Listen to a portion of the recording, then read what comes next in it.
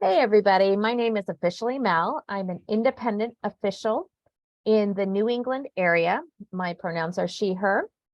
I work with a whole bunch of different leagues, and I just thought it would be a good chance to talk about penalty lineup tracking. We have a game coming up. Wanted to share some information, so I hope you all find this helpful. Today I'm going to be showing a presentation, and during the presentation I will open things up on occasion for questions.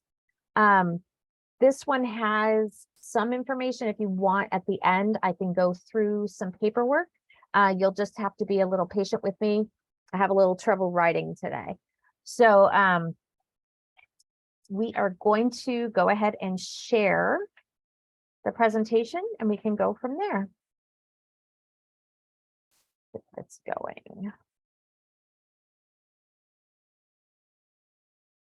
All right, can everybody see the intro to penalty lineup tracking presentation? Yes? Yes. All right. Well, let me move here, make sure we've got my view. Can you see me? Yes. Give me a yes in the chat and we'll go from there. You should be able to see the intro to penalty lineup tracking video as well as me in the top corner. Awesome. All right. Trying to get my screen set up here. Oh, there we go. Not do that. Having some technical difficulties trying to navigate the mouse today. What happens when you've got a little wrist brace on. All right. So slideshow here. We have intro to the penalty lineup tracking. And I still cannot get my screen going. This is going to be great for the recording. I hope you guys be patient with me today. All right, intro to penalty lineup tracking. Today we're going to be doing the presentation in order to see it where you can see it side-by-side viewing. While you're viewing the shared screen, you want to click on the top and select view options.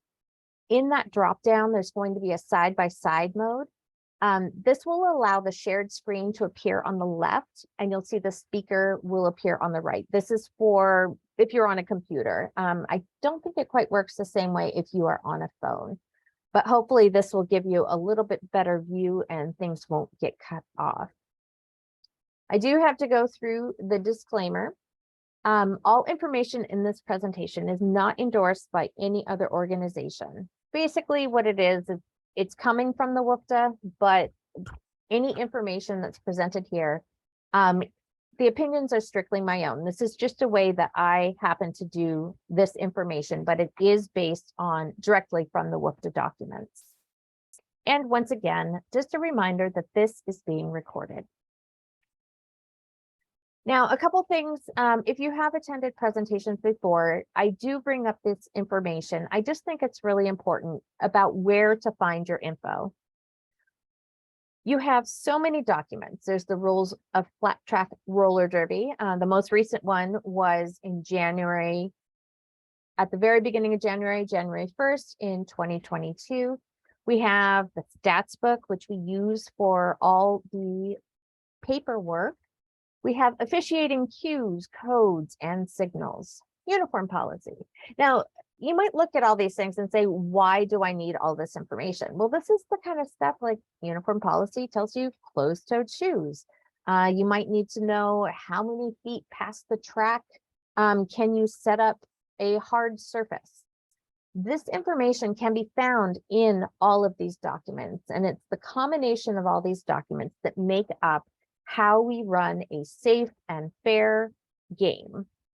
We have tournament games requirements and policies, regulation track layout, and of course the risk management guidelines. If you are doing roller derby and you are planning on doing more officiating, especially if you want to do something like a tournament or you want to apply somewhere that's not your home league, and maybe they don't know what you've done before. It's a really good idea to keep track of your games, all the information, where you did it, what role you played, who was the head ref, who was the head NSO, and that can all be found on the officiating history document.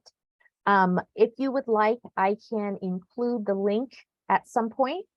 And if I don't get it into the chat here, just because I'm having some technical difficulties with the wrist and trying to use the mouse, I will post it on the event link. Other resources and education that you can pursue. There are roller derby certification programs for officials. That is located on the WFTDA site. We have officiating education, which includes clinics and online learning. The online learning, which is on the WFTDA site, is available for anyone. So if you are a skater or somebody else, you know, somebody's great Aunt Sally who wants to participate and figure out what is roller derby, you can actually sign up for more information and learn about each of the roles. There is a great YouTube channel run by Dublin Roller Derby, and Brain of Terror came up with these great bite-sized bits of information on each of the NSO roles. I highly recommend you check it out. It gives little snippets and all the details, but it gives it kind of in like 2 or 3 minute chunks, which sometimes it's good if you're just trying to get some basic information. And of course, reach out to your established officials. People who do derby really like to talk about derby. It's something they do. So if you have questions, just reach out and ask. And of course, you can always send me an email if you would like, and I will post my email at the end. Now, we're going to be talking about penalty lineup tracking. A penalty lineup tracker is a combination of the roles of the penalty tracker and the lineup tracker into a single person assigned to each team. The forms are provided in the stats book. They are print-only forms, and any post-game data entry must be done through the individual penalties and lineups sheet. So you will see there is a penalty lineups combination, but there are 2 separate sheets that you will need to fill out if you are doing penalty lineup, doing the data entry for the IGRF. Now, for this information, penalty tracker, if you were doing them as separate roles, you would have 1 penalty tracker and you would have 2 lineup trackers. Now, the benefit of having a penalty lineup tracker is that you only need 2 officials. So a lot of teams are moving towards this combination role so that they can cut down on the number of officials, because as you know, there are a lot of officials in roller derby. Pre-game responsibilities for the PLTs, you want to make sure you have your supplies. You have paperwork, clipboard. I always carry an extra pencil, even if you have one. You never know when your lead's going to break, or if you're using a mechanical pencil, that your lead goes away. It drops out, or for whatever reason, it just gets used up. You also want to confirm with the head NSO which methods you will be using for PLT. So I can show you what I'm talking about in there in one of the future slides. You want to begin filling in the pregame info that is not already on your form.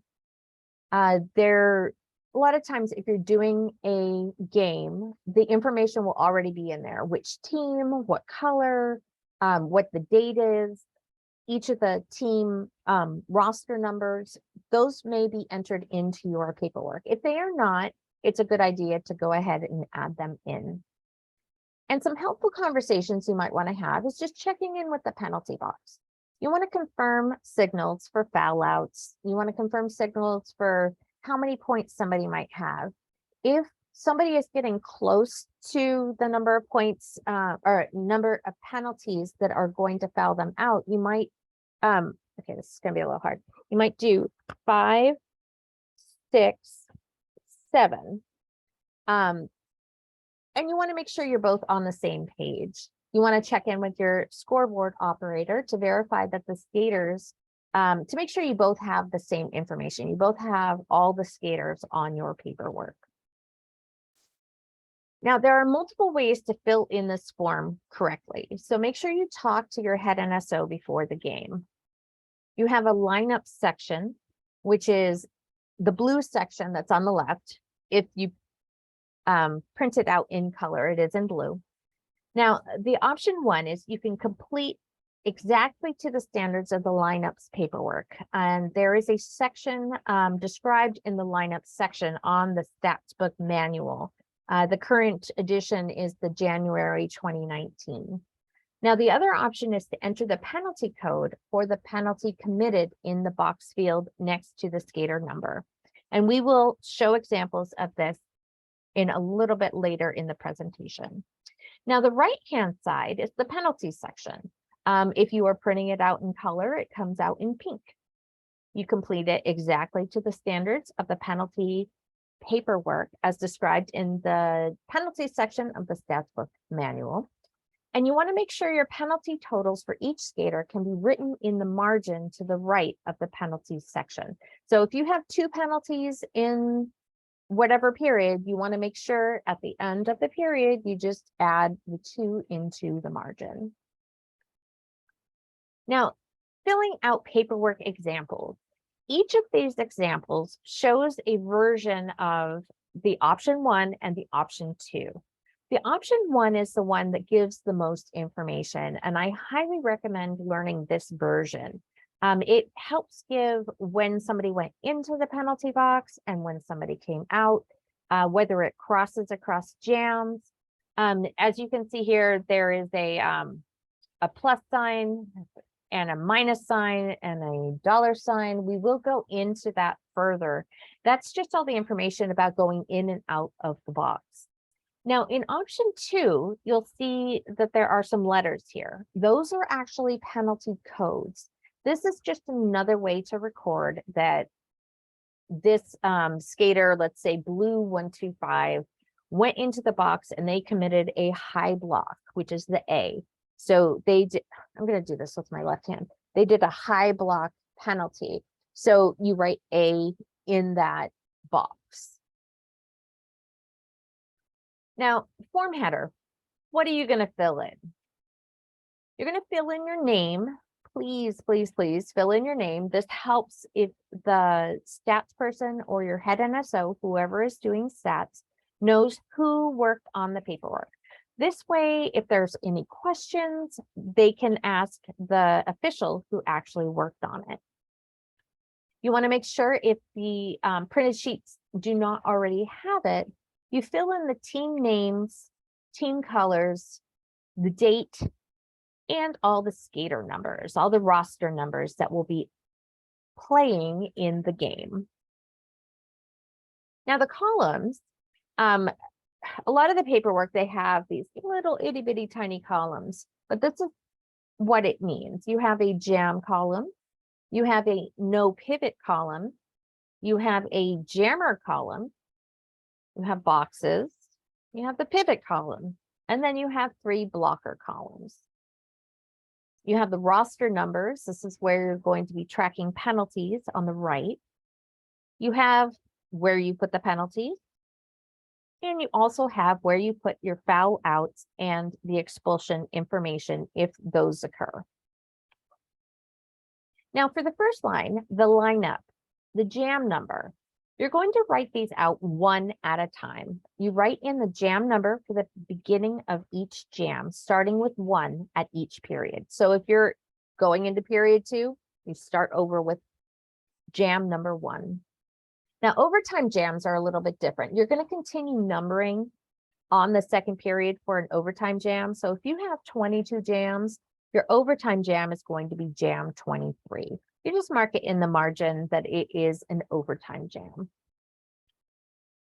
Now, star passes for your team, where you're going to mark this is you move down to the next line and write SP in the jam column.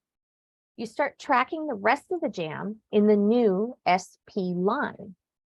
Now, I will give an example of that because it sounds really confusing by text, but when you see a visual of it, it does make sense. you're going to start tracking, like I said, the rest of the jam in the new SP line. On that SP line, you're going to flip your jammer and your pivot, because your pivot is now becoming your jammer and your jammer is becoming a non-pivot blocker. You copy the remaining blockers from the line of the current jam number, the line above the line you just added for a star path. Now, what this means is if you have skater 247 who's a blocker, you just drop 247 into that next line down. Now, star passes for another team. What you're going to do is you're going to keep dropping it down to the next line. You will only ever have 2 lines for any particular jam. So when you move down to the next line, you write the SP of the jam column and you continue tracking the rest of the jam in your original jam number row. And this is only for star passes for the other team.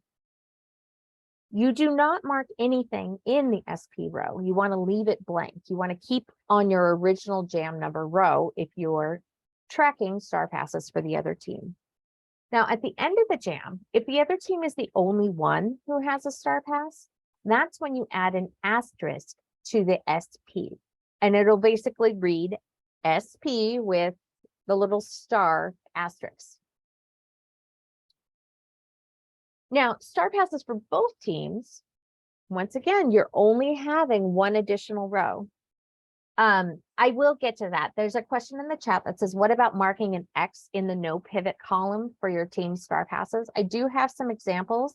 I'm just trying to get through the basic part of the text, and then we'll go to some of the more examples. You will mark an X in the no pivot column for your team star pass. That is correct.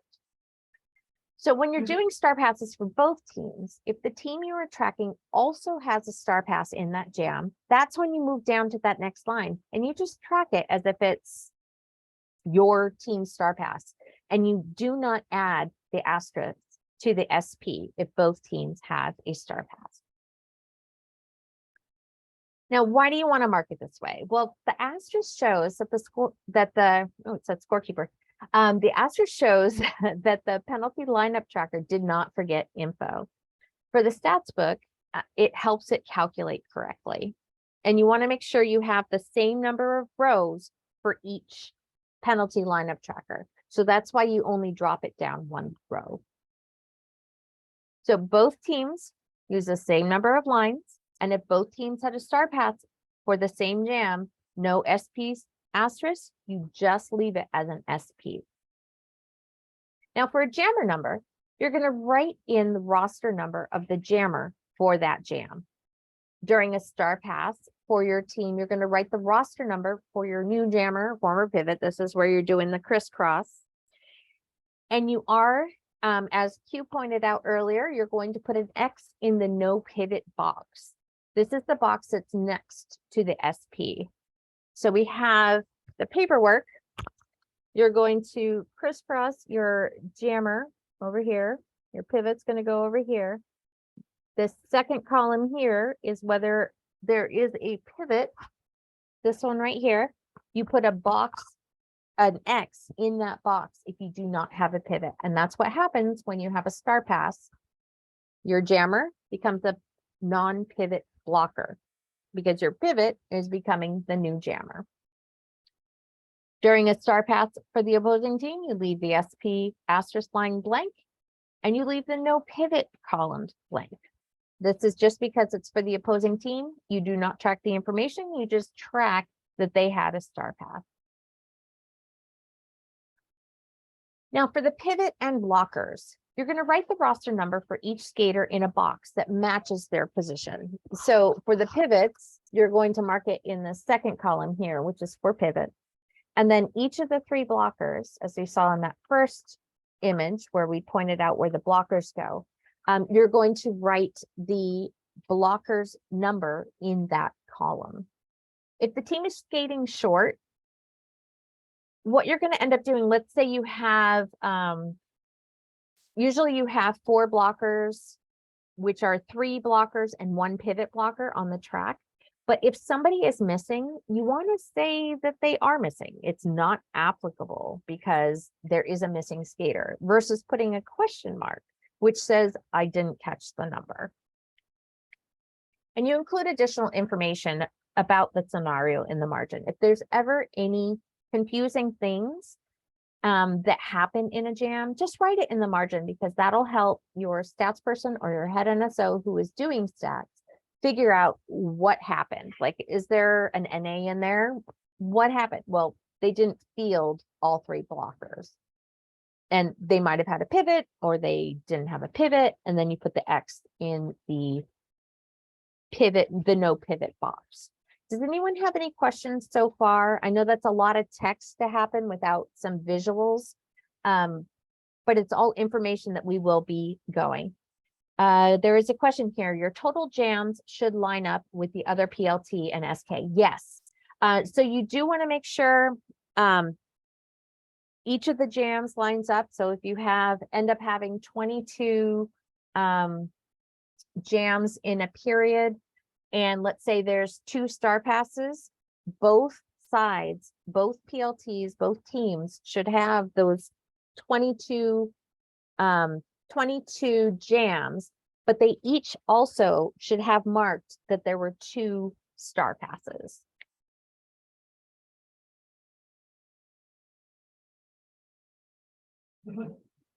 Katie, do you want to unmute and explain what you mean there? It says sometimes say jam 12 on a blue line. I'm not sure what that means, so please feel free to unmute and help me out there because I'm not quite sure. Yeah, absolutely. This is something that we can do with both PLT and scorekeeping as a very quick check to make sure that we all have the star passes. So you can say jam 12 on a blue line or a white line. I can't remember the exact colors of the lines at this moment, but that way when your PLT partner or your scorekeeper partner looks down, they can say, yes, we're going into jam 12 and it is on the same color line. Because okay, so you're using it as a visual representation of what's there. Okay, yeah, that makes sense. So if your jam, let's say, is on jam 12, and you're trying to connect that you guys have the same information, that's just one more visual. 12 is on a blue line, 12 is on a white line. And what that means is you can see these lines are alternating. So if you had a star pass up here, and you're just double checking that when you get down here where 12 is on a blue line. It's just a visual way of representing that you are both on the same page. Great, good point. Thank you, Katie. All right. For the box, the penalty box tallies. There are 3 of these fields for each skater. You're going to track the penalty box trips when the skater entered, when they were in, or when they exited the penalty box. And we'll go over what those notations are in a couple of slides. You are going to track injured skaters if this is a jam called for an injury. If you need more room, you want to write the additional information into the margin. So let's say you had a skater who just went, I don't know, they just got so excited and they committed 4 penalties, but you only have 3 penalty options. I don't know if you can see this. There's 3 penalty boxes in each thing. What you would do is you would just write it in the margin so that you can continue on. Now, if you have a jam that's called for injury, one of the ways you mark it is you mark it with a 3 for an injury. This shows basically that they cannot be fielded for 3 more jams. And it helps you keep track of which skater that is attributed to. It shows the jam was called as a result of an injury to a skater, or that the skater in the penalty box required a substitute for any reason, whether it was an injury, maybe there's a skate or equipment malfunction. If they have to get substituted, you want to make sure that they mark a 3. And this is only if it's called for that particular instance. Now, penalty lineup, when you marking whether a penalty has happened and that the person is going into the box, you're going to put a dash, looks like a minus sign. It shows that skater sat down in the penalty box during the jam. You're going to use this only when a skater sits in the penalty box and begins their penalty service during the jam. And I say that specifically because there's a different way to mark it if they enter in between jams. So you do not use it if a skater is on the way to the penalty box and the jam ends. You only use it once it's during that 2 minute or however long your jam is, period. If they're in queue, you begin tracking when the skater is actually sitting and have begun their penalty service. Now, for penalty bridging jams, what you're going to put is you're going to put an S. So instead of the dash, the minus sign, you're going to put an S. This shows the skater sat between jams or is continuing their penalty box service from the prior jam. This also includes, like I said, if they were in the penalty box for the end of the previous jam. So you'd end up having the minus and you'd carry it down and you would have the S below and you would just carry your skater down because they're still in the penalty box. So they will be in the penalty box for the next jam. Use this notation in the SP line as well. If a skater is in the penalty box when their team, not the opposing team, when their team passes the star. If there is a sub who is continuing to serve another skater's penalty, such as for injury or foul out, or it could be for an expulsion, you also use that notation. You put the S in that box. And just note that there was a skater change. For the penalty completed in the same jam, you're going to take that minus sign and turn it into a plus sign. It shows that the skater completed their penalty service and they were told done and released from the penalty box. And they are released during the same jam that they entered the penalty box. So you basically have your minus sign, your dash, and you cross it to make it a plus sign. Use this notation for a skater who fouls out or is expelled and their penalty service time ends during that jam. You don't do it if it spans over the next jam, but only during that jam. For penalty bridging, this is what I was talking about. We'll show some examples here. The dollar sign is a continuation of that idea. It basically means that you're putting a line straight up and down through when they entered into the penalty box or whether they have carried over from the previous jam. So the dollar sign shows that the skater was in the penalty box at the beginning of the jam and completed service during that jam. You're going to modify that S notation and turn it into a dollar sign. Now, in the instance where you have more than one, in this situation, blocker 8-7 sat for their first penalty in jam 2. Their time completed during jam 2, so you make that into the plus sign. Then blocker 8-7 returned for a second penalty, and they sat in jam 2, but their time was completed in jam 3. You move back over, you can see instead of just dropping it down into this next line, you start with the plus sign, you go to the minus sign, you carry it over, they sat across jams, you put the S, they finish their penalty, you make it into a dollar sign. Does that make sense for the most part? Okay. Now, for notation used during a star pass, you're going to write all the penalty box entrances and exits on the line for the current jammer. If a skater is in the penalty box when their team passes the star, you mark them with an S notation on the SP line. So you can see that right here. We've added our SP here. We have jam 2. There was a star pass. You have your SP. You switch your jammer 1-2-5 becomes a non-pivot blocker. Your pivot 5-0 becomes the new jammer here. 8-7.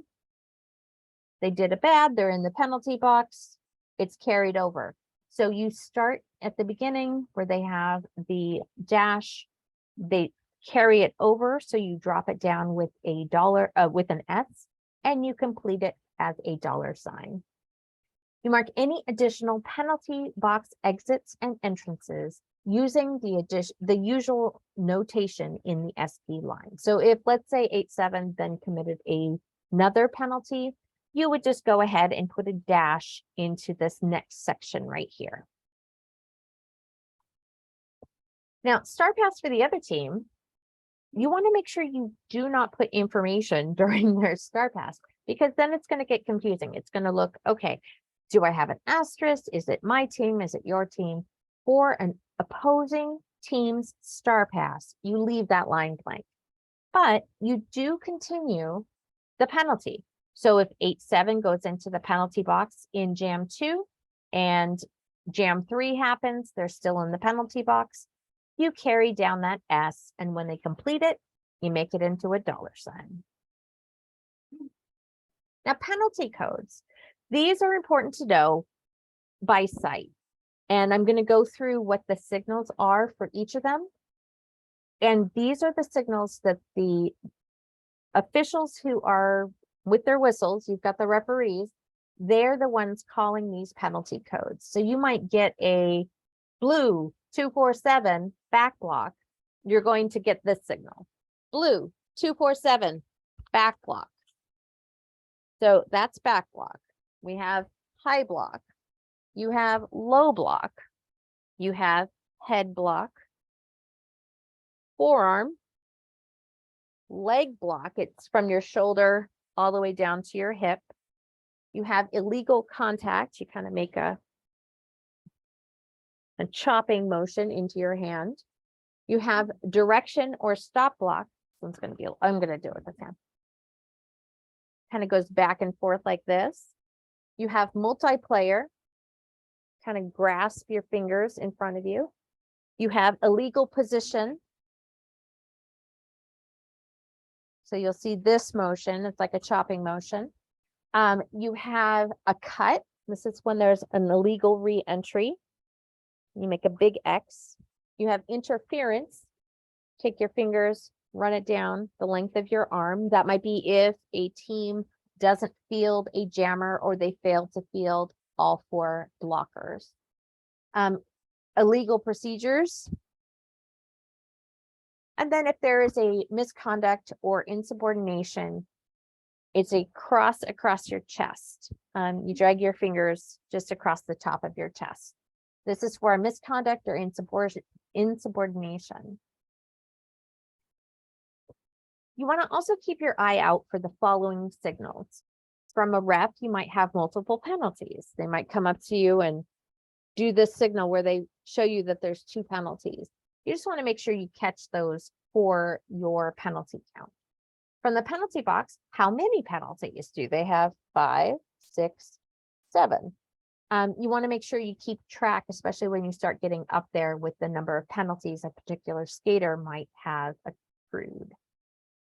From a jam timer, you want to know when 5 seconds is. You're probably at this point, if you're doing lineup tracking, you're madly trying to scribble in which roster numbers go in which box. Jam start, you get the 5 seconds tweet.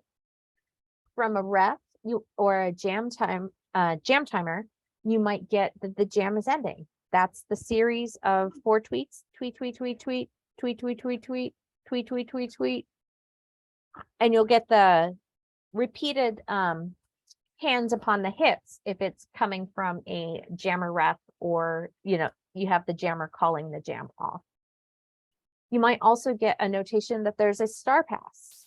You want to make sure you track star passes for your team as well as the opposing team.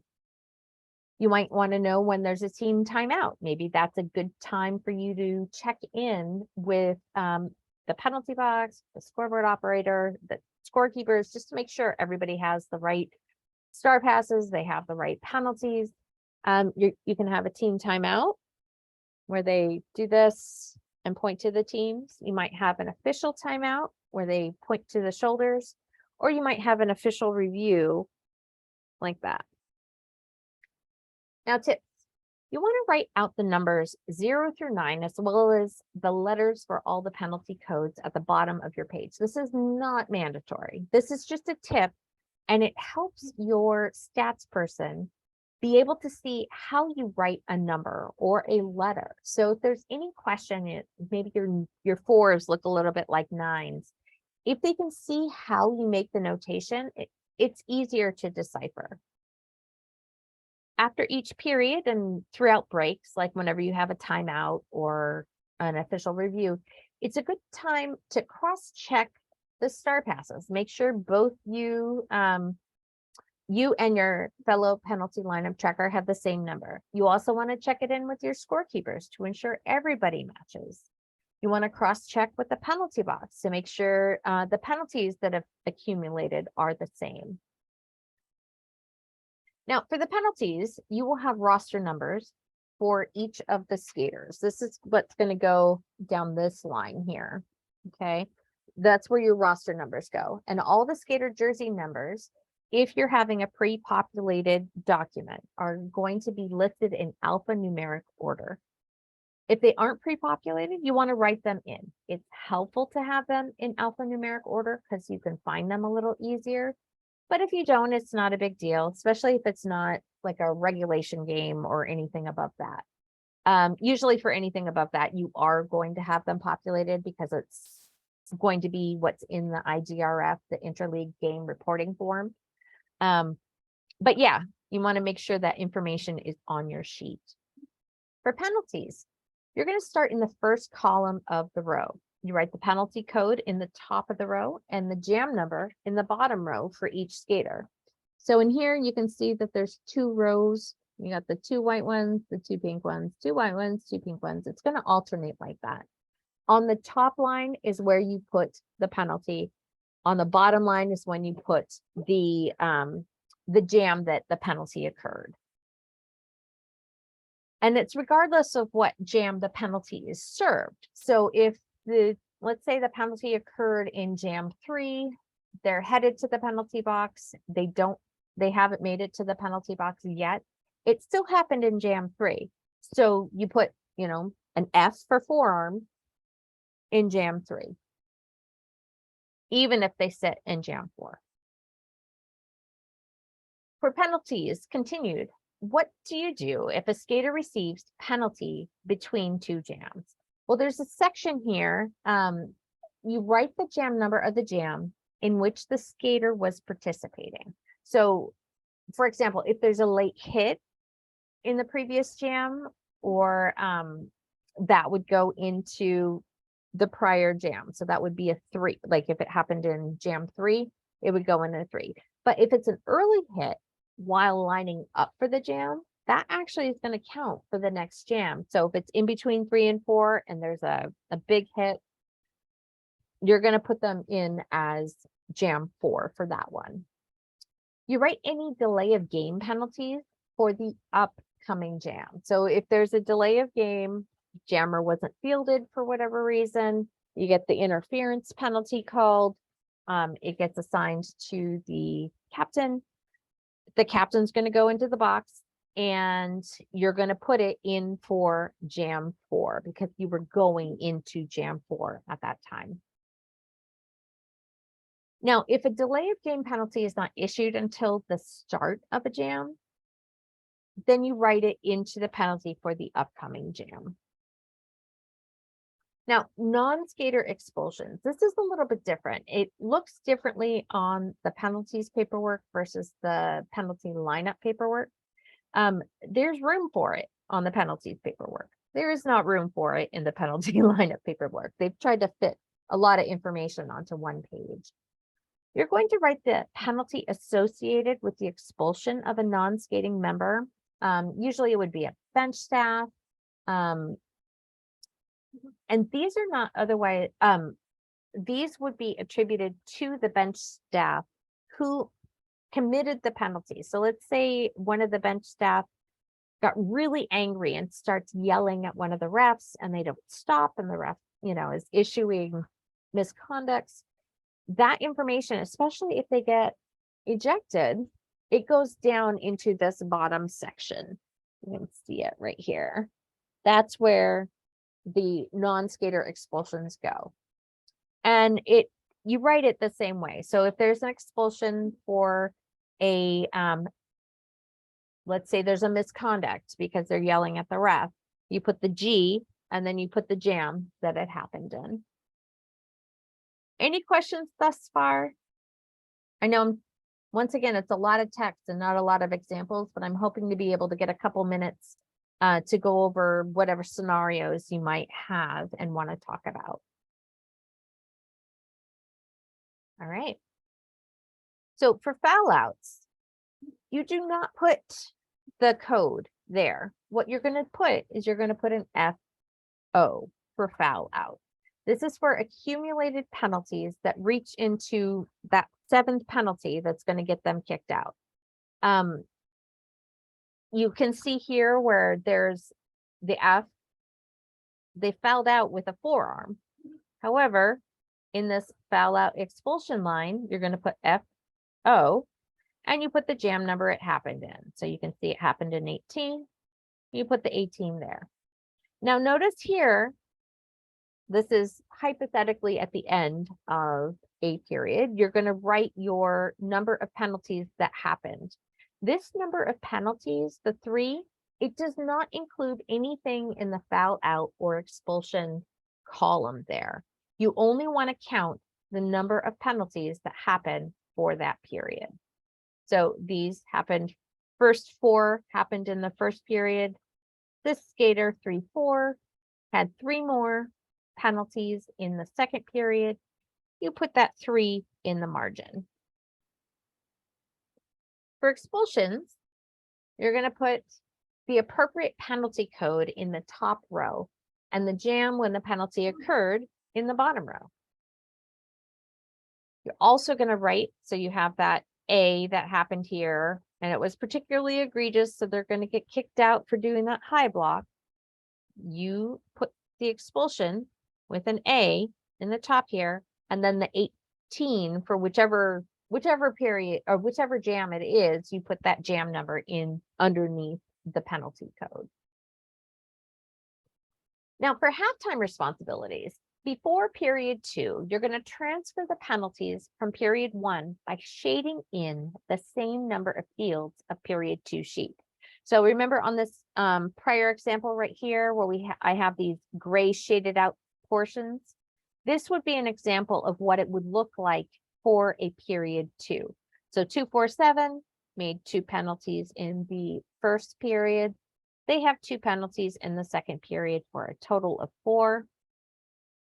They committed 4 penalties. They're not going to get kicked out. 3-4, once again, had their 4 penalties in the first period. They had 3 in the second period. That makes them foul out. We'll go back to that halftime responsibility. You're going to transfer any skaters who will need to start the period in the penalty box to the period 2 sheet. So if, let's say 2-4-7 happened right at the end of period 1, but they're going to be carrying over to period 2, you want to transfer those skaters who will start period 2 into the penalty box of the period 2 sheet. Now, some teams have you switch teams for the second half. So like one PLT will do team blue for the first half and then team red for the second half. You just want to check with your head NSO if you are switching. If you do, you're going to switch clipboards and you're going to remind yourself, I am no longer blue, I am now red. That I think is the hardest part because you're like, okay, I was doing blue, I was doing blue, I was doing blue, and now I'm red. So just make sure you keep track of that in your head if you do switch. A lot of the games I've done recently, you just stay with the same team because at this point, you know the numbers, you can recognize, oh, that turquoise helmet is number 4. And it's easier to make sure you track down who is in each jam in that penalty lineup section. So, purple socks, blue, turquoise helmet, whatever it is, because you've now associated turquoise helmet with number 4, 4 is easier to enter into that box. The other thing you want to do during the halftime responsibilities is you want to add the number of penalties for each skater for that period and write it in the margin. This is where we were going back where we put the 2 or the 3 or however many penalties they got in that period. You write that in the margin. You don't need to add anything from the foul out or expulsion column to that total. You want to make sure, especially for a sanction game, where the head NSO is going to need to include information in the paperwork that they file with the WFTDA. You want to ensure that the head NSO and the team staff get to see the penalties and totals after each period. The head NSO is going to put that information into their IGRF form. And once again, that's the Interleague Games reporting form. So we were talking about at the end of each period, you add the number of penalties for each skater. You do not add the foul out or expulsion column total. For the end of game, you're going to tally the penalties for period 2 in the margin. This is just for period 2. So if you had, let's say, 11 penalties in the first period and you had 9 penalties in the second period, you just want to tally the number of penalties for that second period. You're going to turn in paperwork and any non-personal tools. I carry my own pencils. I'm obviously not going to turn those in, or I also have my own clipboard. You might find something that you really like working with, or you might borrow it from the league that you are working with. And you find out where you return those things to the designated location specified by the head NSO. Now, does anybody have any particular questions or any examples we can go through? I can write it out on a sheet. I don't know if you all saw, I have something called a paperwork camera.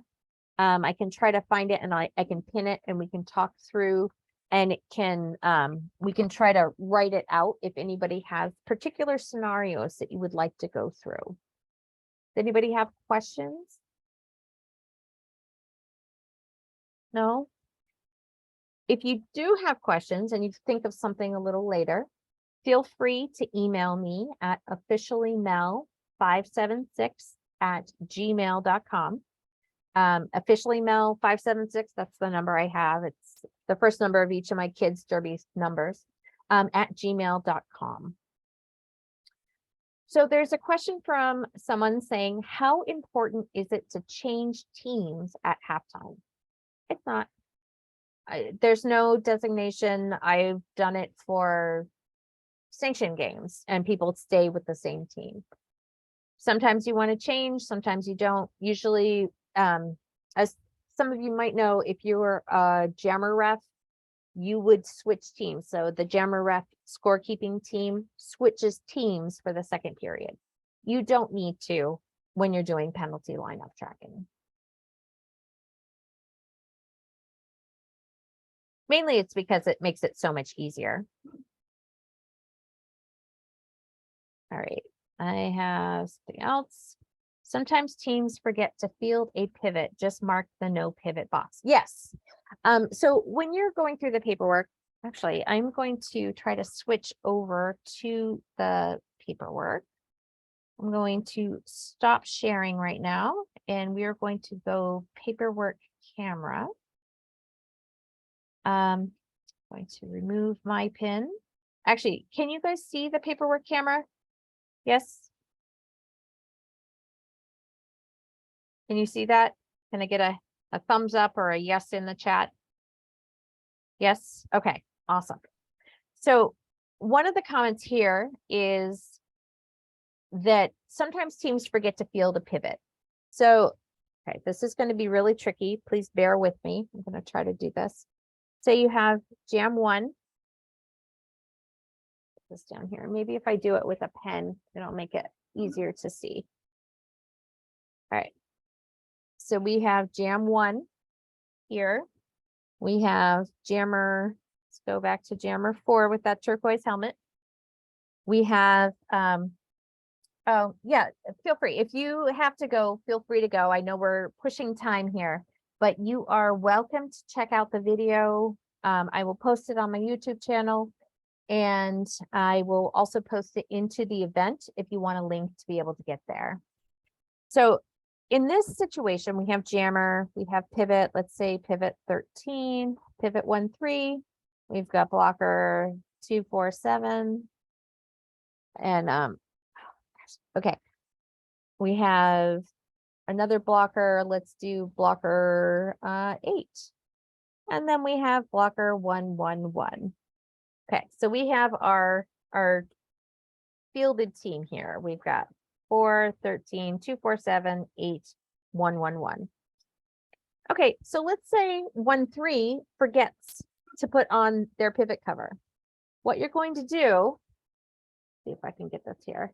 You are going to mark this box here where there is no pivot fielded. You see that right there? And it just means that 1, 3 never put on their helmet cover. They just didn't have it. All right, let's see if there are other questions. See here. There's a comment here on the West Coast. It's uncommon to switch teams for the PLTs at halftime. Quite honestly, I think I've only done it once here on the East Coast. So it really isn't something that is important to have the team switch at halftime if you're a penalty lineup tracker. Does anybody else have any scenarios that they might want to go through to kind of talk through what happens? Maybe we can do a star pass that'll kind of show what happens. I'll get my pen out so you guys can see it a little bit easier. Just be, once again, patient as I try to write with this. So we have jam 2, hand is shadowing. Jam 2 is happening. Okay. We have, I'll just make up a bunch of numbers. Skater 3. We have a pivot who comes on. We have pivot 1, 7. We have a bunch of blockers. We've got 5, 0, 0, 7, 7, 7. And 5, 6, 8. Okay, so we have, these are our people. All right. Jammer 3 gets stuck in the line. They decide they're going to do a star pass. You're going to mark SP in this jam column here. You're going to mark that 3 becomes the pivot. So there's becomes the non-pivot blocker. So there is no pivot when there's a star pass. 1, 7 becomes the new jammer. You're going to transfer down 5, 0, 0, 7, 7, 7, and 5, 6, 8. Let's say prior to this star pass that 5, 0, 0 committed a penalty. So they have that dash there. During this star pass line, you're going to transfer that down with an S. And when 5, 0, 0 completes their penalty, you cross it into a $sign. Does that sound good? Anybody have any other questions? What might happen in any particular scenario? If you think of it later, show the notation when a coach, etc., gets kicked out. Okay. So let's say coach is not being very good. Okay. Yes, I will also show a double star pass. Yeah, feel free once again to head out. I know we are reaching our hour. First, we're going to talk about the bad coach. So the coach starts yelling and they get a misconduct that gets them kicked out of the game. So you put the G and it happens in jam 18. So you put the jam 18 right there. All right. What was the other question? Show a double star pass. All right. So we have a double star pass coming up. Trying to get this so I'm not showing the shadow, but it's not working so well. So once again, bear with me. We have jam 3. Okay. We're going to go back with these numbers. We have 4, 1, 3. What is that? 2, 4, 7, 8, 1, 1, 1. Okay. So let's say the other team does a star pass. All right, so we are on blue team, team red does a star pass. You're going to put the SP here. Note, you do not add the asterisk at this time. So you're doing the SP. Let's say at the end of the jam, this is the only one that happens. That is when you add the asterisk. You just put it right next to the P right there. Now, if during the jam, let's say you were team blue and you had lead and the other team got stuck, so they did a star pass, but then as lead, your jammer gets a penalty.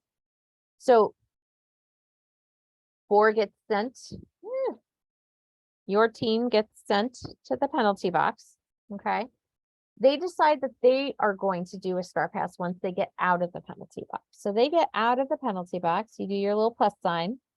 They do a star pass, you're going to mark it just like it's a regular star pass, even though the other team also has a star pass. Carry it over, 2, 4, 7, 8, and 1, 1, 1. Okay, so see what I did here? I am tracking it exactly like they would for a star pass for your team, even though both of them have it. Then what I might do in the margin here is both teams star pass. This just gives a little more information to that. Make sure you have the same number of star passes. All right, there was another question. What about substitute in the box? Would that just be the S and a note in the margin? Okay, so let's go back to this.